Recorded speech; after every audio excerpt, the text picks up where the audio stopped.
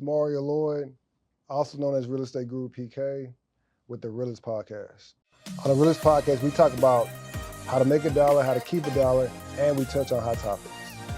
We're launching my Patreon with my whole real estate portfolio, and you're also going to get the podcast before it goes out on all the platforms. You can find me on Instagram at Real Estate Guru PK. You can find me on YouTube at Real Estate Guru PK. And you can find my podcast on Instagram, The Realist Podcast. How you doing? Good, man. Good. Man, we just had and then we on the podcast. Yeah. Man, they were saying great things about you. Kristen and Jay, man, those are my people. Yeah. Shout out to them. Listen, I'm so proud of them, bro. Like, you got to understand, like, Kristen, I met her. She's a stand-up. A lot of people know her from that podcast, but she a dope stand-up. I met her. She was featuring and traveling with Jay Farrow and Angela Johnson. They said it on the podcast. Yeah, like that's how I met her. So she's kind of like an OG to me. Like she was one of the people who was like working whenever I started, you know, and then we always try to figure out how this thing is going to happen for us because it don't happen the same for everybody. And I did there, and then we podcast when they were doing it in the comedy club. They didn't even do it in their own space or whatever. They did it was more of a larger production, but you know, then they scaled it down and just had them two and just start talking about their life. And then it just took off and took a life of its own. And the world got to see them and how funny they are and how talented they are just through the conversations they have with each other. That's the crazy thing about this entertainment thing. You have no idea how it's going to happen for you. And a lot of people who feel like they discovered you don't know that they've probably seen you 40 times before that, just in another, you know, in another capacity. So, you know, to anybody that's like trying to get it out here, just run your race because you have no idea what people are going to like you for. I discovered you on Facebook like years ago. So was that that's when you first took off, was on Facebook? Actually, I first took off locally off YouTube. Off YouTube. Yeah, I was in community college making videos. So you made it harder than everybody, because everybody gets discovered through like Instagram or Facebook. So you got discovered through YouTube. Like it was so funny. So I was at first.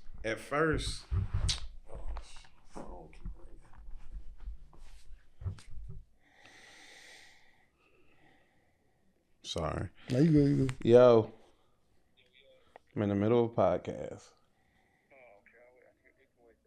All right. All right. Usually I wouldn't answer. That's my best friend / like road manager. Yeah, I got to get that. You good. Yeah. So what happened was my first video the first time I ever saw like video get thousands of views, I made a video about community college. This was like 2011, 2010, maybe 2011. Now that I think about it, man, that's almost 15 years ago. Yeah. And it got thousands of views just locally in the city that I was in, and I was doing it out of boredom. Like I was going to school for journalism so I could because I wanted to be on ESPN. I'm a sports guy, big sports guy. I didn't even think about doing comedy. Only my friends knew I was funny. Like nobody knew. And I didn't like being in front of the camera, but I needed something to feed my creativity because I was like, bro, I was so bored with life in general. Whenever you're a creative and you're not creating nothing, depression sets in, bro. It's like I had to for my sanity. You feel like you wasn't in your purpose. Yeah, I wasn't. I didn't feel like that's exactly what it was. I felt like I wasn't in my purpose. I needed to create in some way. And I didn't really. And then whenever you're going to get a degree in journalism and communications, it isn't until your junior year So it went from community college to transferring to a university. Then you got to be there a year, and then you can start looking into getting an internship, but not really. Mm-hmm. I was like, man, I hate this. I hate this. I know, like, I'm trying to be Stuart Scott. And I know more about trees now than I should ever know to do sports. The only tree I should ever know when doing this is the Stanford logo.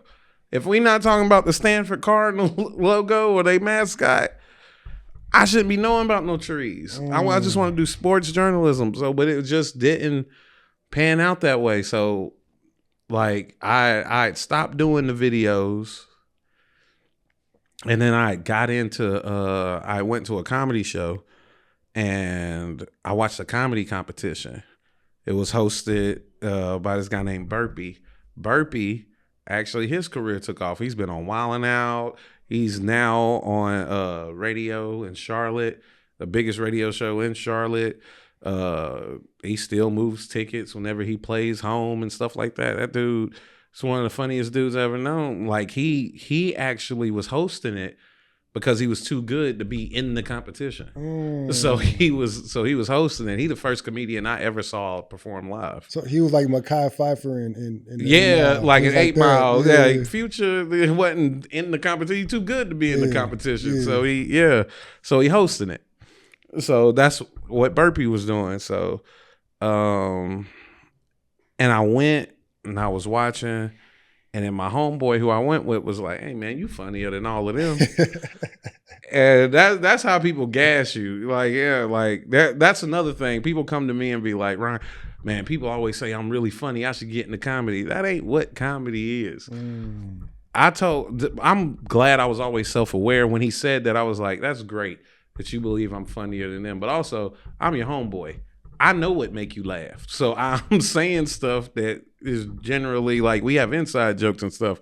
Plus, they getting up in front of a bunch of strangers. The courage that it takes to do what they're doing, I don't have that. I don't think people realize how hard that is. Yeah, they don't. And I'm like, bro, I can't do that.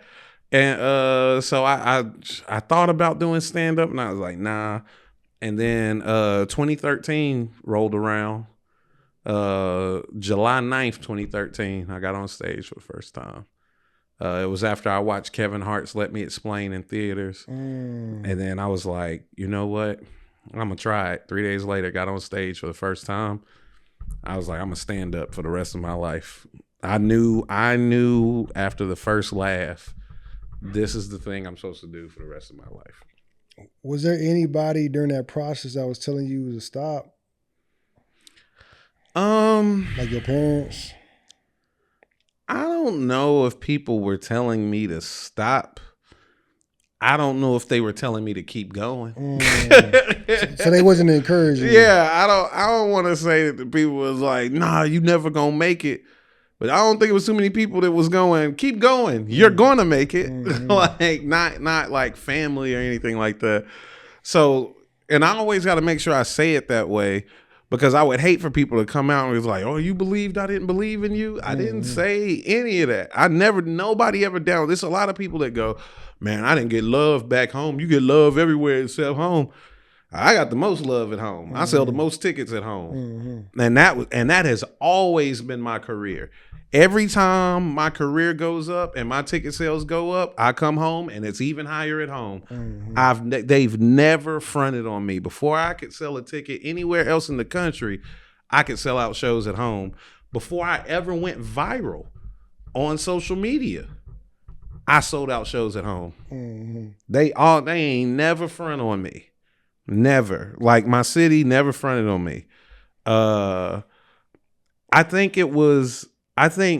that was the and I worked hard. It wasn't like I when you say it like that, when I say it like that, some people are gonna be like, oh well, everybody support. No. I had to go out there and get these tickets. I had to go convince people to come to these shows. Yeah, it wasn't like I made a post on Facebook and was like, I'm gonna do a comedy show, and everybody was like, take my money. You're the greatest. It's like, nah, I'm out in the streets. I'm at work. Anytime somebody would laugh at me at work, I go, I do comedy. I'm doing a comedy show, whatever. I would put an ad in the newspaper. It's like that's how long ago it was and how small the city is that I come from. Some people are like, what do you mean ad in the newspaper? Yeah, in 20, you know what I mean, 13, so you could reach a lot of people with ads in the newspaper. So you was your own street team. I was my whole street team, no car. So you had nobody else. Nobody else. Like you had like no girlfriend, nothing. All right, I might have had somebody else. I might have had somebody else. I had access to somebody else's vehicle on some Jody shit, but that's funny. But I like what would happen was I would go to work, and then when I would get my paycheck, I would go to, there was a music spot that rented audio for live bands and stuff like that. Mm-hmm. So I would rent a stage, I would rent microphones, the whole sound system, and then I would go and then I would find places that, well, and even the funny part is not even me. The phone call that I just got, right? Mm-hmm. That I answered. That's my guy T Springs. He used to be a party promoter. He more popular at home than I am. And I remember he would throw parties and stuff, and it was very successful. I was like, how do you put an event together? So he taught me how to put an event together. Like as far as, so, because I knew comedy. I knew what I needed for comedy. I needed sound, lights. I knew what I needed, but I did not know how to get people interested in coming. That dude taught me how. It was like a 2-man dream. And the reason, like, and I know some people might hear that and be like, then why ain't you name him when you was first asked? Believe it or not, I be thinking of me and him like one person. That's why I forget to say something. Like to this day, we attached at the hip. So like sometimes I forget to name him as a different entity because I think about, like, even in my success, he knows he shares everything in my success. Like when I'm on the road, that's who opens for me. They're like, we attach at the hip, live together. It's never changed. Like that's the, you know what I mean? It don't happen without him. So it was 2 brains put together. You know, it helped me get a better job so I could grow it and everything. But I would take my check, I would get all this stuff. I would get actual physical tickets printed. There was a print shop, like an old school print shop, because I'm from Concord, North Carolina, and I was in Kannapolis, North Carolina. So it was like you could go to Staples or Office Max, but I went to a real mom and pop, we have old school printer, like not like the jet printer, like companies that used to make newspapers, they had that type of printing press or whatever, and I would print my tickets with them, just trying to give back to, you know what I mean, the city. That's why I've always been, I always rock with entrepreneurs. If you out here getting it yourself, you always got a better chance of getting work with me than somebody famous. Famous people have a hard time getting me on the phone. Well, why is that? Because a lot of times they're looking for the access to you comes with what they believe you can do for them. They don't do their research on you. They don't really know what you're doing. They'll see your numbers and be like, gotta get him. I see what you're saying. Yeah, they'll see your numbers and be like, yeah, this could be mutually beneficial for both of us. And they'll go, you know, hey, my platform is huge. Your platform is huge. We can come together and do this big thing. And I'm like, if the thing you're trying to sell me on is that more people from your side will see me and my people will see you, that's great and everything. But I don't really care about visibility when it comes to stuff like that. I want everybody to see my comedy special, you know, but even that is because I want to create something so great that it reaches people regardless. So if you got a dope podcast, then I'll come do that podcast. I know some people gonna see this like, you were in Houston, I asked you to do mine. It wasn't dope enough. I just didn't believe in it enough. Appreciate that. Yeah, like if you're doing something dope, I'll like, nah, man, if you doing something dope, I want to work. I'm all about the quality aspect. And if you really get into it and you make quality, and I just don't care about popularity. I don't think popularity it's never moved me. It's never moved me. Like even in the music I listen to, like I'll go to concerts, right? And I'll hit my connection up at Live Nation and I'll be like, yo, can I get tickets to this show? Yeah. He like, nigga, it's $15. He was like, don't you know such and such is in the city? I was like, everybody going to that. It's not really my thing. That's what they was saying. They was like, why are you here? Like, and then when she was saying that, she was like, why are you here? Like, nobody's here. Like, why are you here? You just like, yeah, I'll just show up to your show. I'm pulled up on them in Cleveland. I'm pulled up on them in. Yo, Desi Banks will tell you I'll pull up to the show. Jess Hilarious will tell you. Country Wayne will tell you. 85 South will tell you. I ain't gotta be part of nothing. Yeah. I'll just pull. Mojo Brooks will tell you if you know me and I rock with what you do, you will see me at your show. You may not see me at your show. I might just be in the audience and I buy a ticket and everything. I'm just really into supporting folks, right? But when I support you, I don't want you to do anything for me. That's not what it is. Like, if we gonna collaborate, let's collaborate. Let's do something together because we want to do something dope together, not because we want to use each other to try to grow our profile. Mm-hmm. I would hate, and this hurts my career because I'm this way. I rather have all the people at my show, right? The show be halfway filled because everybody in that room knows that I'm a dope comedian, rather than a room full of people because I'm so popular. I'm the thing to do that night. Why Ryan's in town? You going to see Ryan? I mean, everybody gonna be there. I might as well go. Hey, don't come to my show with that energy. Don't come with. I might as well go because there's somebody who really want to go, and you got their ticket. It's somebody who understands my jokes that can't get in because you got more money than them, and you had access. Mm-hmm. I never wanted to be that guy. I've seen the benefits of it. It's a lot of money in being the popular guy. Mm-hmm. But I also see how restricted they get in their art. Like Kevin Hart. Because you got to appeal to so many people. Yeah. You have thoughts that you really want to share, and you can only share it with your friends. You can't even put it in the thing you love because you have to worry about how everybody will think about it. And you know, when you say Kevin had to learn that. Yeah, he had to apologize. He had to apologize, and he didn't want to apologize at first. And then he had to realize that even in him being stubborn and not wanting to apologize, and the reason why I say stubborn, because some people are like, man, oh, he sold out. No, you don't get it. This is why it's stubborn.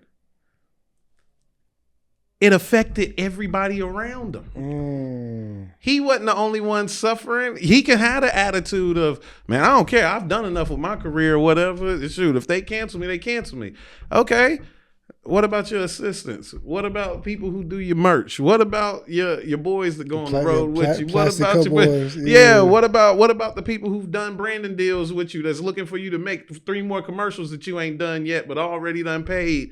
What about all this? It's like, no, if he isn't careful about what he says, it affects so many people's lives. I don't want that. I want to be able to say whatever I want to say for a very long time. And if I can't say whatever I want to say, like I had to learn, I'm going to always be able to say what I want to say. Now I just need to be more particular in how I say it. Because if what I'm saying is righteous, right? Nobody should have a problem with me saying it. If people have a problem with me saying something righteous, you're not somebody I want to do business with anyway. So as long as I keep it there, as long as I just remind myself, say whatever you feel, say whatever you're thinking. This is my life journey. I'm going through life just like everybody else. If you pull up a video of something I said back in 2015, 2020, and be like, what about this? I'm like, I'm not even that nigga no more. I'm not who that person. If I was still that person, I'd probably apologize for saying that. You know what I mean? I apologize for after I grew to know better that I didn't go back and delete it. But I didn't think to look for it. But I'm not that person anymore. And you got to give people the opportunity to grow. And as a person who's constantly trying to grow, I don't even worry about people pulling up old stuff from me. Because, yeah, that's probably is what 2010 Ryan was thinking. That's what Charlemagne said. He said this generation wouldn't let Malcolm Little become Malcolm X. No. They wouldn't let him grow. You got to let people grow. But I'm not the type to be like, man, I ain't never say that or whatever. You pull up something I said or I did. Because I've seen in comments people were like, well, he said this about this. That's why I don't like him. You can feel free to not like me for that. But don't feel weird whenever somebody asks me about it and I say something different. Don't go, oh, he trying to change. I may have changed. I'm never going to lie about because I got to die being me. One of my biggest fears, and shout out to my guy Jaleel White, right? Steve Urkel. You see how that came to your mind immediately? Yeah. That's one of my biggest fears. That a character of mine exceeds my name. And whenever people hear my name, they think the character. And some people can hear the character and not think my name. Like, that is terrifying for me. I want to be able to go through this when I want to be able, and I think the thing about Jaleel that's fucked up is Jaleel is still, but at the time, so talented that he could have exceeded Urkel. They didn't give him a chance to. He's Sonic. He's the voice of Sonic. Sonic was one of the biggest cartoons, and now is one of the biggest, you know what I mean, animation turned to, you know what I mean, realism movie that there is. Jim Carrey's on it, everything. But that thing, it really took a life of its own when it went from Sega to whenever Jaleel White played the character. You know, and Eddie Murphy plays these amazing characters, but he has so many of them you can't pigeonhole him. You can't box him in. You can't box him in. And I think Jaleel White would have done that. He just didn't get the opportunity. So that's the scary part, is like getting a character that's great and then they try to pigeonhole you like Carlton. You know what I mean? I think he was able to grow because he's like the host. He didn't do no movies. Now Alfonso Ribeiro is like he's done hosting gigs. He won Dancing with the Stars or whatever, but it's just very hard. I don't think he's been given the opportunity. He's so talented. You know what I would have loved to see him in Juxtaposition? What? I want to see him as the killer in a horror movie. You see what I'm saying? That would be so. I think that would drive that Carl. But this is the crazy part. If he do that too good, it's gonna be hard to get his Carlton money. Because he'll come and do an event. It was like, nah, you gonna get the guy, the murderer from the movie. Hey, he's still.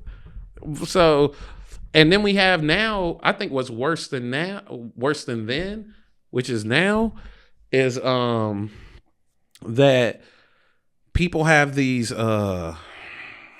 parasocial relationships.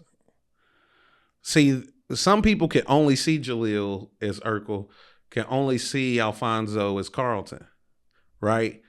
Which is bad enough, but enough of us know that they aren't those people. Because of social media, though, people think they are looking at you in your real life, even if you are just doing entertainment. So they've garnered this relationship with you to where you could go through a breakup and they have real feelings about your relationship, or you could fall out with somebody that you were friends with. They'll have real feelings about your friendship that they were never a part of or anything. Or you could have a political opinion or anything and people will be like, well, you hurt me so bad. You disappointed me. And I was like, what are you talking about? You don't even know this person. And that makes it more. People have too much access to entertainers now. That's true. And the crazy part about it is it only hurts good entertainers. Because now talentless people if you can just get people to like you, you could be a celebrity. You could be seen as a star. So it's never going to end because people have to, in order for art to rise back to the top, people have to care about art. And you can already see it's deteriorating because all we get now is superhero movies, sequels, reboots. People aren't making original movies like that no more. Out of all the movies that was making money, that made money this year, Sinners was the only original. I love Sinners. Yeah. Have you seen the Long Walk? Mm-mm. That's a great movie, dude. I'm gonna look at that. It's with the dude. I forgot. He was in that Alien movie. He was a robot. I don't know if you saw the last Alien, but he was a robot on that movie. The last Alien? Yeah, he was a robot in Aliens, the trilogy, the last one. Okay. Nah, see, I probably didn't watch Aliens because of the. I'm over the sequel stuff. I ain't going to see Avatar. I'm cool. You cool? They do the sequel stuff too much. There's a lot of great stories to be told. You know what I mean? You know, even I wonder how many times if they're ever gonna give 50 opportunity to tell an original story. It's like 50, like he did Power, which was original, and then they made him do a bunch of Power spinoffs. And then BMF is still a spinoff of a real story about, you know what I mean? So about Meech. And so we had Snowfall, you know. I love Snowfall. Yeah. I love Snowfall. We had Insecure. We had Atlanta. You know, it's like the original stuff and the cream rises to the top within our community. But for some reason, they don't want to keep making those. It's like, even though it works, it's like, nah, let's see if we can do. Well, why you feel like it's like that? Capitalism. Capitalism kills all art. Capitalism will forever kill art. If you worried about making money over making something good, the quality always is just like capitalism is going to kill everything. How old are you, my man? 39. 39. So you remember when Wendy's used to have an actual burger? You see what I'm saying? Like you see it now. You be like, ain't no way this the patty I had whenever. Like, nah. My mom just said that about Burger King. Yeah, same. All the fast food restaurant. Like, soon as you hold it, you like, dog. It was never. Yeah. It was never this. She was talking about the Junior Whopper. She was talking about how big it was. Yeah. Like, ain't none of us dumb, dog. Like, but. They still gonna buy it. What though. we gonna do? Yeah, exactly. They hooked. You hooked. It's like now because that's what it is. They drive you down this road to the point to where you've agreed y'all are in business together. Hey man, I'll give you my money long as you give me this. They'll renege on the deal and give you less. And that's what they just keep doing. They doing it in our art form too. It's just like, we can make more money if we have less shoot days. Yeah, but if you have less shoot days, then you might not get the best take possible. We don't need the best take possible. We need this movie out as fast as we can. And it was never like that before. And you really couldn't be like that when it was film instead of digital, because film was super expensive. You had to know your lines. You couldn't keep messing up on film, and we'll find somebody else who know how to nail their stuff immediately. But it isn't that no more. Digital, you can mess up 400 times. Just delete it and record it. Again, it's nothing. So, I mean, the advancement of technology, which also is usually because of capitalism, because it's trying to fix a problem that probably isn't even a problem. And it cuts out jobs, because if you cut out jobs, you get to keep more money. That's all it ever is. Now they're talking about making movies strictly out of AI. That's going to cut all the actors and all. So you're going to have one person sitting there doing prompts into a computer until it makes a full movie. That's not going to be good. I wouldn't watch that. You know it's going to be awful. But people who are thirsty for entertainment, they're like, man, I ain't got nothing to watch. I'll just watch this, because they know it's enough of them around. They've trained enough people, but if enough people go, hey, man, if it's trash, we'll pull our money out of it. Like if people decided on Netflix, if I'm watching stuff on Netflix and I see 6 trash things in a row, I'm taking my subscription away. That'll change everything. So you still got a Netflix Subscription, yeah, because when you the person in your family with money, that's your job. It's your job to supply everybody with all streaming services. Yeah, I gotta buy it, and I gotta give everybody my passcode. That's that's the job, unfortunately. So you didn't have like a family meeting, like, hey man, we about to ban Netflix. You didn't do that? I don't watch it. You don't watch it? Nah, I don't watch it. I don't watch it. You have to, like, Dave will drop something. David Chappelle. Yeah, I'll watch that. You know what I mean? Did you watch the fight? You watched the fight? Yeah, I watched. Jake Paul. Well, I was on stage when he got knocked out, but I saw where it was headed. after he grabbed Anthony Joshua's knees for the third time, I was like, let me go ahead and get on stage because this is inevitable. He's about to knock this dude out.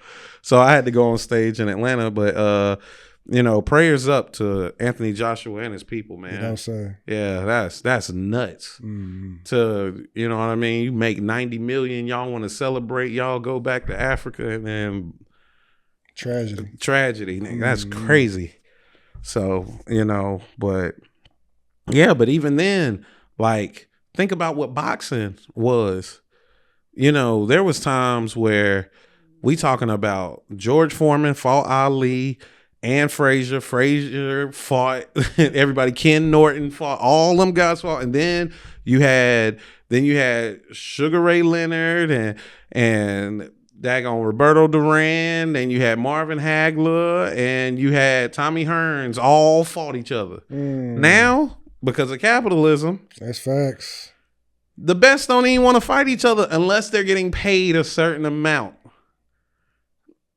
I thought you got into this to be the best. Man, so for me, I think I don't even fit into this world because I only want to be the best. I want to give everybody their props. And my boy Austin Hall, shout out to Austin Hall. That's my best friend and business partner too, man. I started 301 Studios with him. So my Patreon, everything, me and him split everything down the middle. That is, he one of the coldest comedians in the game right now. And whenever I start like letting up, he always say stuff like, no, I need you doing your best because I'm gonna beat you fair and square. I'm gonna be better than you for everybody to see, not because you fell off, not because I need you he's like, because I'm gonna wear the crown. I just need you to be at your best, so it ain't no excuses. And that's the mentality I dropped. Like, so if you ever hear anybody go, man, Ryan was hating on, I don't hate on nobody. I want everybody to be at their best. So whenever they see me, they understand what it is. I'm not at the top because other people wasn't doing that, because other people wasn't great. No, I need everybody to be so it'll make sense. When history plays back and they go, Ryan was one of the best to ever do it. It ain't Ryan is one of the best to ever. He seemed like he was the best because the time that he was in was garbage. I feel bad for guys like Lennox Lewis because when Tyson fell off. Yeah, so by the time he fought Tyson and Holyfield, it fell off. Riddick Bowe was gone. Michael Moore was gone. Like that 90s heavyweight where it was just whatever. By the time he got to the top, you know what I mean? He's not celebrated like everybody else. He's not, because Hakeem Rockman is that's his Joe Frazier and Ali of his time. You know what I mean? And not knocking Hakeem Rockman, but he ain't gonna be mentioned with those guys. Shannon Briggs ain't mentioned with those guys. The Klitschko brothers are great for a time. They're great for Germany, but they're not mentioned with those other guys like that. And he didn't fight Vladimir. He fought Vitaly and then retired right after. So he didn't even get that part of it. So for me, it's like, I love seeing my peers be great because I love seeing people win. And two, don't take away from what it is that I'm doing. Me being visible in this time shows how great I am because there's a bunch of great people around me. Yeah. So nah, man. So that's why you'll never see me hate on people. I want people to be their absolute best. I want the best. I want all the best comedians of this time to get they just do. There'll be times I'll be complaining on social media and they be like, man, here Ryan complaining because he not get. I'm getting everything I want and then some. I'm doing very well. But there are guys who are absolutely great at this that I feel like aren't getting theirs. So I'm fighting for them. People think I'm fighting for me. I'm not fighting for me. I'm fighting for the Vincent Bryants and the Leonard Ootses and the Austin Halls and the Kelly Kales and the Just Niches. You know what I mean? The Keon Pulleys. It's people out here who are like the Black Rons. There's people out here, the CPs, that are just monsters. And I need people to see all the monsters and appreciate all the monsters. So whenever I still stand out, I can be remembered properly. I want them to be remembered properly. I want me to be remembered properly. I want the game to go back to where it ain't about money. It ain't about popularity. Ain't about none of that. It's what do they do with their craft? And the funny part is I want the world to see the best. Don't y'all want to see the best? I do. Why wouldn't you want to see the best? Why do you care if somebody's popular? I would want to see the best. And one of the things that hurts my soul is whenever I be around veteran comedians, ones who came before me. And have you ever seen the movie Don't Be a Menace? Yes. You remember the guy Toothpick? Yes. The one. Everybody talks about how he was one of the coldest stand-ups in the world. We never got to see it like that. But if you go to LA, they'll tell you, untouchable. He was completely untouchable. He was like that. And that's what I think. I don't want those stories for my generation. I want y'all to see Ronnie Jordan. I need y'all to see them people. I need you to see LeVar Walker. I need y'all to see these people. Because you're going to miss out. You're going to miss out trying to keep up with the Joneses or seeing don't let the algorithm tell you who you should be watching. Go experience that. You know what I mean? Now we don't even go to movies. You remember we used to go to movies. We didn't even know if the movie was going to be good or not. Going to the movies was something to do. I still go to the movies. You see what I'm saying? We're losing that. People be like, who in it? Who cares? Man, we going to the movies. Yeah. But now that people will go, well, who's all going to be in it? Well, that's why movies are casted the way they are now. Well, I got to put this person in the movie. They can't even, this is a movie about Russia. He can't even do an accent. Yeah, but people go see him if he in the movie. So let's put him in it. Now the movie sucked. And y'all like, man, I don't know, man, that movie sucked. I don't know why because they knew you wouldn't watch it if somebody good was in it. They wanted, you would only going to watch it if somebody you knew was in it. And it don't work that way. And it definitely didn't work that way for us. That's how we got movies like The Wood and stuff like that. Taye Diggs was probably one of the biggest people in the movie, and he wasn't big at the time. Omar Epps was one of the biggest people in the movie. Yeah, Omar Epps was the biggest person in that movie. He was. Yeah, he was the one that really was having to carry with the name. Because he did Juice already. Yeah, he had already done Juice. He had already done Major League. He had already, you know what I mean? He was already, I think he was the biggest name in that movie if I was willing to bet. I think Best Man, wasn't none of them huge. You know what I mean? We knew Morris Chestnut, but I would think that's one of his biggest roles of his acting career, his movie career. Yeah, it was. I don't think he did nothing as big. Yeah. So it's just like, you know, and we love him and Terrence Howard, you know what I mean? Because of these movies. And I don't know, man. It's just like now, even if other cultures or people decide to do it that way, that ain't the way we do it. So we got to get away from that. I would love to see my people get away from that. Like, we don't need to do the popularity thing. Man, make dope stuff. Like the reason why the Bel Air show happened because somebody made a dope reenactment. They did like a preview of a serious version of Bel Air, of the Fresh Prince. And then it turned into a show. I didn't know Coco Jones at the time. Coco Jones is amazing. Thank you. That's how he's supposed to introduce me to people. It's weird that's why I loved Insecure so much. That's why I loved Atlanta so much. I didn't know Lakeith Stanfield before now he in everything. But Thank you for introducing me to him. He's a really good actor. He's an amazing actor. Yeah. Thank you, Donald Glover. You know what I mean? For creating something that gave him the space to be.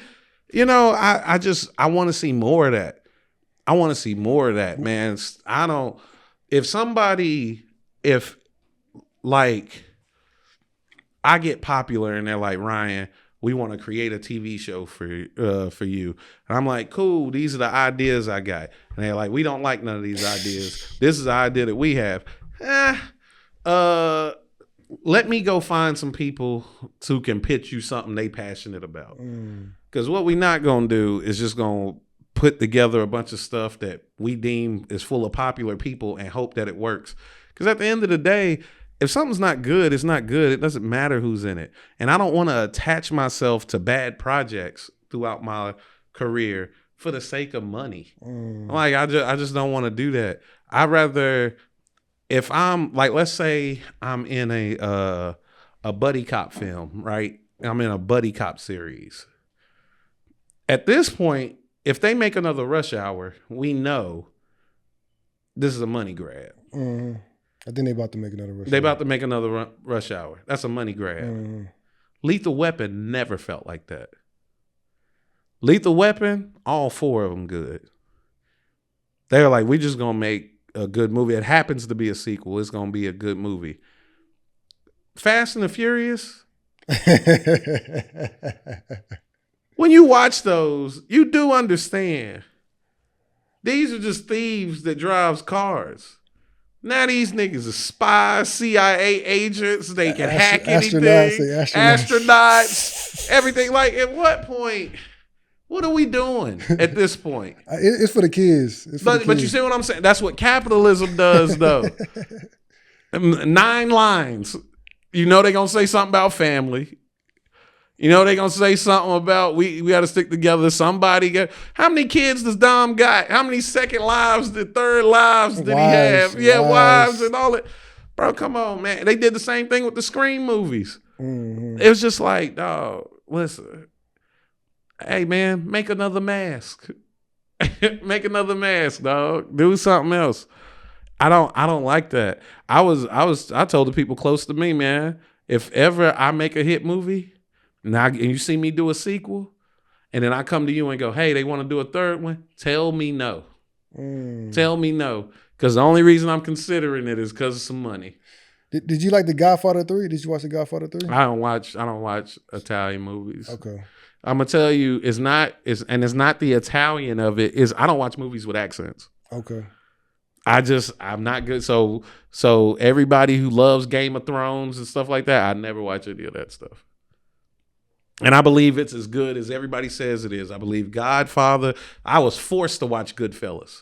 You don't like Goodfellas? I liked it. It was good, but I have to force myself to listen to accents. I am not a fan.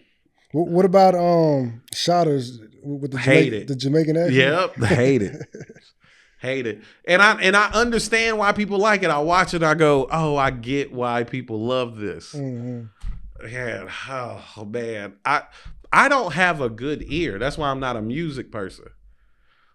If something just doesn't sound good to me, I can tune it out. Okay.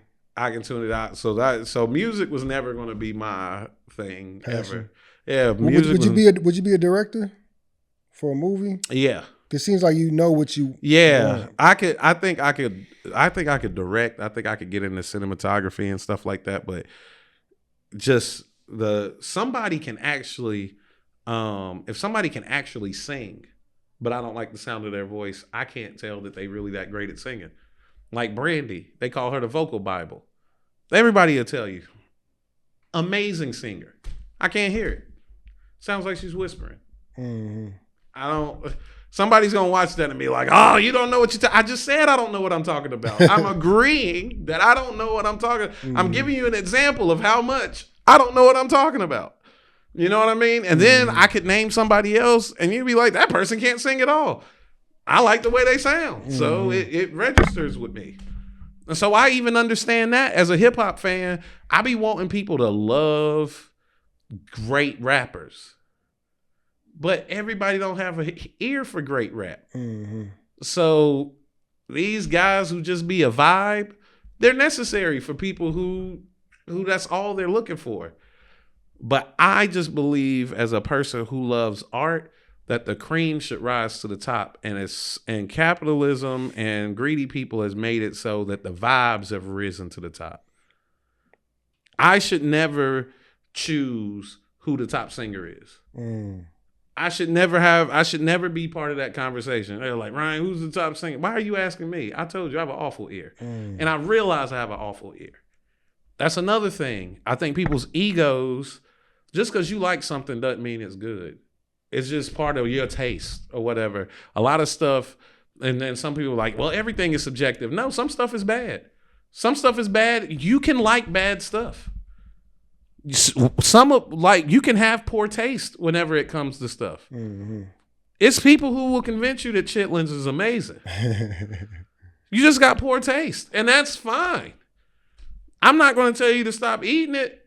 But it's poor taste. It's a bad quality of meat. It doesn't hold seasoning well. All the stuff you got to do to it just not to die from eating it, it's poor quality. But if you love it, man, love it. I would never stop you from loving it. And it's like that in other ways, and it's like that in comedy too. Some of y'all got really poor taste in comedy. But y'all deserve to laugh too. Is there a comedian that you're like, I don't understand why people like this person? I used to be like that. I used to be like that. But the difference between me and other people will go, I don't understand why people like them. But me, I'll watch it and see if I can figure out why people like it. Because the curiosity gets the best of me. And then I'll watch stuff with friends or somebody, and they're like, man, you ain't laughed one time. Why are you still watching this? I'm trying to see something. I'm just trying to figure something out. I'm trying to see what it is. Why people like it? Yeah, I'm trying to see who this audience is. I'm the same way. Yeah. I'm just, the nerd in me wants to know, what is this? And why does it resonate with so many people? Did you ever feel like that when MASH came on? MASH. Yeah. MASH was like the biggest show in the world. I couldn't watch it. Hey, your guess is as good as mine why people like it. I might be able to watch it now and figure it out, but as a kid, I missed it. As soon as that preview would come on, man, I changed the channel. As soon as it came out, I was good.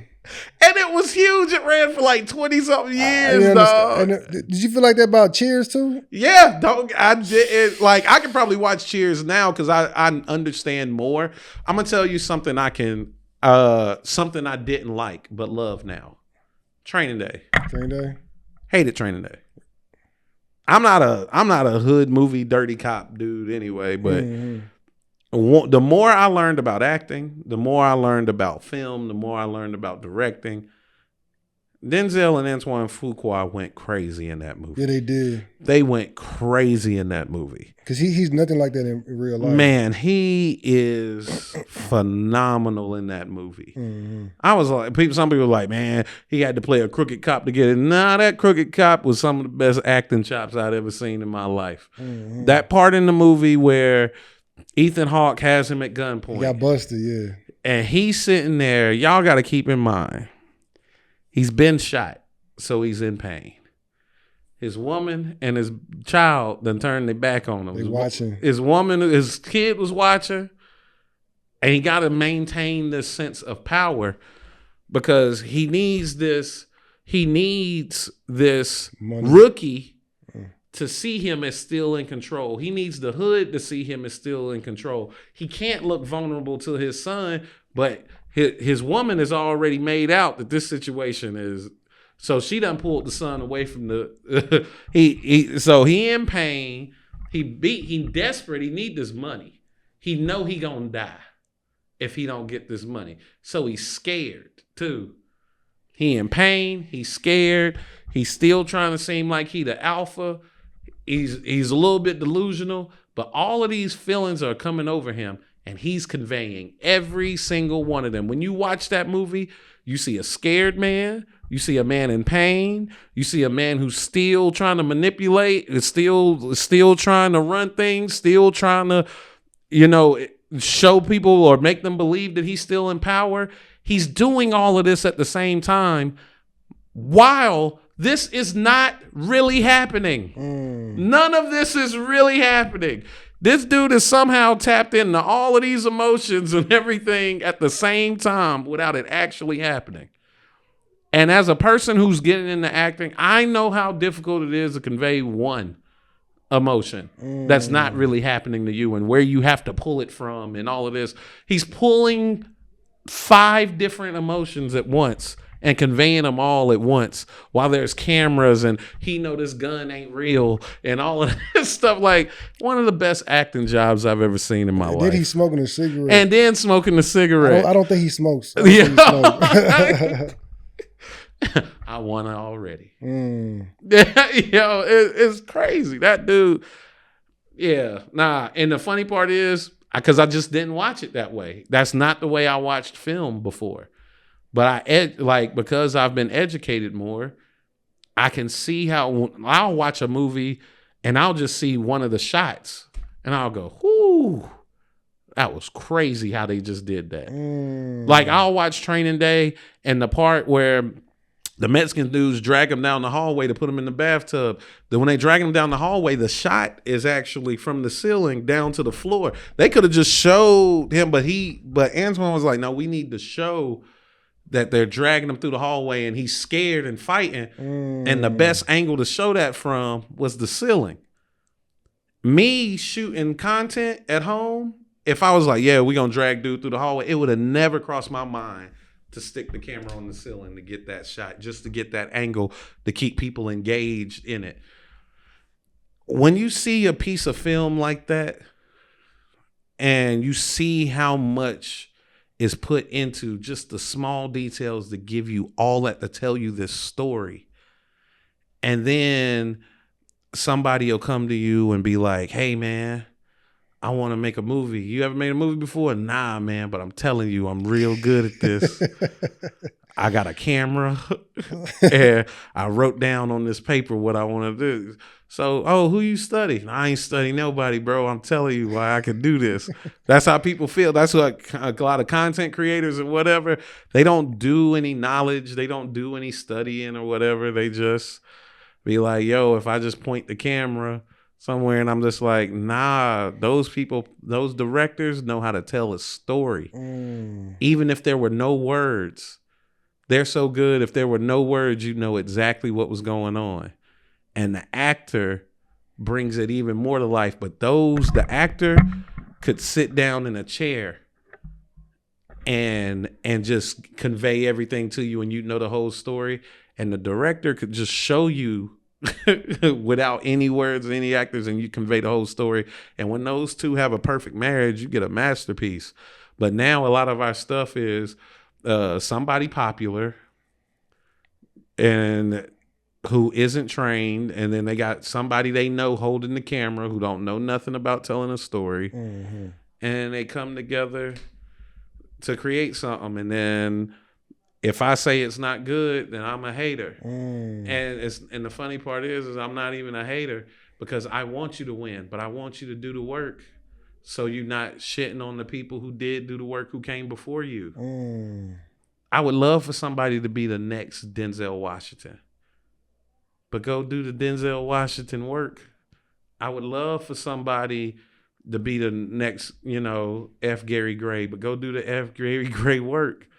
Go do, Forrest Whitaker. I always wanting us to, I want us to be even greater.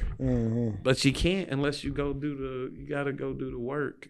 And social media has made it easy for a lot of people in a way that it shouldn't be. But the people who did do the work and are really good at it, I need them to stop being so snobby. You made a good movie, you put your all into it, put it on YouTube. You're not too big for YouTube. Put it on YouTube. If you put it on YouTube and millions of people watch it, you'll get the same outcome. They don't want that outcome.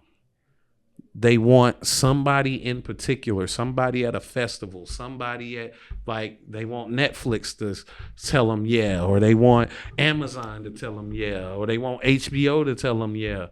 But if you put it on YouTube and the people tell you yeah, what's the difference? Why do you seek validation from anybody other than the people who appreciate it? You know what I mean? Mm-hmm. So I need the people who are popular but don't know the craft to study the craft more. And I need the people who have perfected the craft to get a little bit humble and come down to where so they can meet each other. Mm-hmm. Because we got a lot of great stuff to create together. If everybody is willing to do their part and stop being as, you know, me, you know? Before we go, did you paid off your parents' house, right? Yep. How did that feel? I ain't gonna lie to you. Couldn't imagine. So I grew up in the hood. At the time, it was 6 of us. Mm-hmm. I think. It might have been 5. Yeah, it was 5 of us. No, it was 6. I forget. It's 8 of us now. So it was 6 of us, right? Living in an apartment. Well, 6 kids. It was like 8, 7, 8 parents with the parents. So we were living in an apartment. My parents moved us into a house. Shout out to Bill Clinton. But we had got a house, moved out of the hood. Not in the greatest neighborhood, but it wasn't the hood no more. Like we wasn't on like low income housing. My parents were paying a mortgage. Mm-hmm. And I grew up in that house. They raised all their children in that house. We all graduated high school from that house, moved on, had our own families, brought our kids back to that house, whatever. And and my dad had got cancer. Sorry to hear that. Yeah. And I was like, man, he may never see the end of this journey he took to getting his family out of this situation and raising them and creating a better life. Like he saw the byproduct of me and my siblings and us raising our families and everything. And I'm sure that would have been enough, but I really wanted him and my mother to see the end. And so I found out everything I needed to find out in order to be able to pay it off without them knowing so I could present it. And then I was like, you know, it's from all of us, you know, and we presented it. And my dad is just not he wasn't an emotional dude. And to see him cry, I knew, like, out of all the things that I've done in my life, that's one of the very few times where I know I did it right. Whatever it was that I did in that moment, I did exactly what I was supposed to do. It just meant the world to him. It meant the world to my mom. And I just, you know, it felt amazing knowing that I was able to do that because that's what they wanted for me. They sacrificed to get us out of that neighborhood so we could have a better life. And what better way to say thank you than to take that debt or to take, you know, that burden off of their shoulders and now turn it into an asset that they own, that they could do anything with. I think that's the greatest thank you I could have given them. That and making a life for myself that, you know, and being open about I wouldn't be here without them, that they raised me right, you know, everything by living my life right and also paying off that house. I think is my greatest way to say thank you to them. Congratulations. Thank you, man. That means a lot to me. Yeah, I just went back to the house Christmas Day. Showed my kids the house. Way smaller than I thought it was growing up. I was looking around like, this house was so much bigger when I was a kid. But nah, man, it's a blessing to be able to do that. You know, my parents blessed me, man. I look at a lot of people who didn't escape the situation, from that same neighborhood. I would go back to that same neighborhood. Not a lot of stories like mine and my siblings coming out of there. As my parents sacrificed, they could have thought about what they wanted for themselves. They could have saved a lot of money staying there and doing whatever they wanted to do, but they sacrificed because they could see where the path was going for us if we stayed there. I don't think they moved out of there for them. I think they would have been fine there. I know they moved us out of there for us. Yeah. Why you get so heavy, man? I want to do that for my parents. Yeah. I'm just thinking about it. Do it. I think that's yeah, do it. They'll appreciate it. One thing about our parents is they always tough. They don't let you see them. Yeah. They're the same way. Never see them cry. Yeah. Hard. They tough, bro. Yeah. Like, buy that house. See all the toughness melt off that. See all the tough wither away whenever you do that. You got. I saw that video, man. It touched me. Yeah. I saw your dad and then your kid, your siblings was there, and then y'all was talking about it, and then he looked away, and I think you was getting emotional too. That was awesome. Oh, God. The crazy part is, bought the house, right? Mm-hmm. He didn't even go back to live in it. he was just like, thank you, my mom there now. So, is she there now? Yeah, my mom lives there. Okay. Yeah. So, man, it's great to be able to take care of my mom that way. That's something she ain't got to worry about. She can go through the rest of her life never having to pay another bill for real, or worry about where, the roof over her head is coming from or whatever, whether that's going to be taken care of. I think that's awesome, man, to be able to do. I don't feel like I need to put this out here too. If you're not able to do that for your parents, that doesn't make you any less of a child. It's not our responsibility to do that. But what I'm saying is, if you can do it, it's an awesome thing to do. You should do it if you can. Yeah, it's definitely on my bucket list. Yeah, if you get to a point where you can do it, but don't make it like if you don't do it, you failed somehow. It was their job to raise you. It's not your job to. But if you can, I think that's a great thing to do. I don't think I'm gonna ask my children to do make that something they can worry about. Get your own family, take care of them to the best, make me proud that way. Be a productive member of society. Don't ever have anybody asking, who raised you to be like this? That's the best thing you can do for me. But if you ever get to a point where you want to take stuff off my plate, that'll be awesome. I think that's what we do. Like we go to the league, we rap, we buy ourselves a house, then we buy our parents a house. It's the thing to do. It's the thing to do. If you can. If you make that kind of money and you never do it, you a different kind of person. Facts. You a different kind of person if you get the money and you don't never do it. That's wild. It's like Andre Iguodala. He said he had his white teammates were like, because he was like, I pay pay for my mom's house, pay for my grandma's house, and I pay for my house. And they're looking at him like, why do you do that? Yeah. He's like, that's what we do. That's what we do. What are we talking about? Yeah. Because it's like, because at the end of the day, man, I'm not here without them.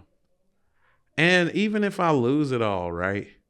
Wouldn't it be great that we did it though, right? Even if we lose it all, like for a moment, man. You remember them 10 years when we just had it? I feel the same way. It was lit for like 10 years. For me, that'd be, I don't know, man. I'm not a person. I don't have to die rich. That's not a goal for me. I don't want to be scared to live. Yeah. I don't want to be scared to live. I don't never want to be like, man, I should have done this. I should have done that. I could have done this. I could have done it, but I was scared. Man, I was a pharmacy technician. I did not hate that job. If I went back to that, because this is the beauty about doing your passion. I'll always be able to do comedy. If it gets to a point where nobody wants to pay to see me, I won't stop doing it. I'll just have to get a job. But I'll still do comedy. So if you make a living doing the thing you love, that's winning. Then you won. You won. And I get tired of people hearing that and not thinking a job isn't something you love. People can love their job too. It's okay. Yeah. There'd be people who be like, well, shoot, I couldn't imagine working for somebody. But what if you love the thing you do?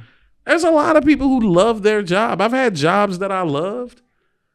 I just didn't love it like I loved comedy. But if I did it for the rest of my life, I wouldn't feel like no failure. I've had plenty of jobs where I punched the clock and I wasn't mad about punching the clock. You wasn't on Instagram looking at other people's lives. Yeah, I wasn't looking at other people's lives comparing it. Like I'm still not. I'm not.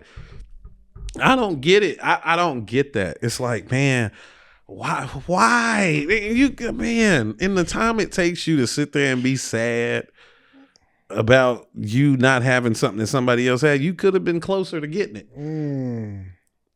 You could have been closer to getting it. And we all got excuses and reasons why we're not at a certain place. Now that you understand that those things happen to you and you have all these excuses, good, it's over. Now go get it. Now go get it. You ain't got to talk about it tomorrow. You talked about it today. It's over. You talked about it. You got it out. But people be like 3 years in, it's like, yeah, man, if I ain't never, hey, brother, hey, it's over. It's already over. And this is a great time for the podcast because we about to go into the new year. Hey, man. Hey, treat 2026 like you were born this year. Well, anything that happened to you in the past, it don't matter. It don't matter. It literally does not matter. Get everything you can out of this life, bro. Get everything you can out of it. You don't get a redo. You don't get so don't worry about what people think about you. Don't spend time thinking stuff about other people. Don't compare yourself to other people. Don't anything. Do the thing you love to do and be passionate about the things that you love. Find other people who are passionate and build a community. Build a community and live well together. Hey, man, and start thinking about living well together. You know what I mean? When you see a loaf of bread, it ain't meant for one person to eat that whole loaf of bread. That's why most of the stuff that's in the store is packaged the way it is. It's not packaged for one person. It's a lot of individualism going around now and a bunch of independence that's like push now. And the best thing you can do is have some people around you that love you and y'all want to do stuff and build together, man. One, you make more money that way and you save more money that way and you get to live a better life that way. People need to, get back to community. I love my community. Facts. And when you have your community, you really don't be caring about what other people are doing. You really won't care. They doing what over there? That's crazy. All right. That's crazy. I feel that. Yeah, man. Well, let me end it right there, man. I appreciate you for coming out, man. I appreciate you having me, man. Oh, one more thing. Has any like you did that remember when OBJ was in that jacuzzi? Has any of them got at you? Oh, OBJ got at me. Kevin Durant got at me. Yeah, niggas do not be. What about Papoose when you did that Remy Ma thing? Oh, he didn't though. He didn't? No, I thought that was definitely gonna happen, man. But shout out to Papoose because that went way more viral than I thought it was. When her and Nicki was beefing and I said Papoose wrote that whole diss song, that video went crazy. It did. The way you broke it down. Yeah. I was like, dude, she do sound like Papoose. Yeah, it did. Yeah. I was like, that's another thing too, man. Sometimes I just be wanting to be funny. But deductive reasoning is like my gift, not necessarily funny. So some people will watch my comedy and be like, man, he make these amazing points, but I don't know if I think they're funny. Yeah, because you don't think that point is funny. Yeah. But to me, the point is funny. But the gift is me being able to put these things together in this way. Either you'll find them funny or you won't find it funny. That's the subjective part. But nobody can front on my skill and putting things together. But sometimes I feel bad for it because sometimes I put stuff together really just to be funny. Mm-hmm. But then some people be like, nah, that shit make too much sense. Yeah. I'll show my wife that but she don't really know rap like that. Yeah. So she didn't understand it. I like, did she do something like Fat Food? Nah, man. And I used to listen to Pat all the time. So as soon as I heard this song, I was like, boy, this sound wild familiar. Like when Nicki and what's his name? Safari. When they broke up, her music changed. It was completely different. Look, I ain't saying he wrote for her, but the music changed. A lot. It changed a lot. He said he ain't write for her. She said he ain't write for her. Cool. He had some input because it changed. Mm-hmm. It changed. I'm sorry. When it changes, something was going on. He alluded to that in that Breakfast Club interview. He said, "You're saying that I'm talentless. And how do I not have talent?" Like, he's basically like, you know what I did for you. Yeah. Nah, it changed. Mm-hmm. So, I don't know. I don't know. And then sometimes he'll rap. Somebody be like, man, he even rap like Nicki. Or. Yeah, or she raps like him. Or. Mm-hmm. He could very well rap like her. That's true. Or. The cadence yeah. And everything. Yeah. Or, because. Somebody changed. So I don't know. But, collaboration is a beautiful thing, though. And if they collaborated and made all this special music, I'm grateful for it. That's the thing. One person don't have to have all the credit. Everybody can have the credit. You know what I mean? At the end of the day, we can hold Nicki up as the queen that she is, even with other people being a part of it. And those other people can be like, hey, man, I was glad to be a part of it without me. And like, well, she wouldn't be here without me. No, listen, you ain't got to do that. We came together to make something great. I want that to be people's attitude now. Ain't nobody making nobody. You come together to create something dope. That's the hope that we all can do. Come together, we all pull our resources together and do something dope. That's it. Man, thank you again for coming. Man, thank you for having me. Appreciate you. That's LaMelo Ball. I'll say Lonzo. Man, I was like, he ain't never played for us, man. Y'all don't know the reference. This was inside thing.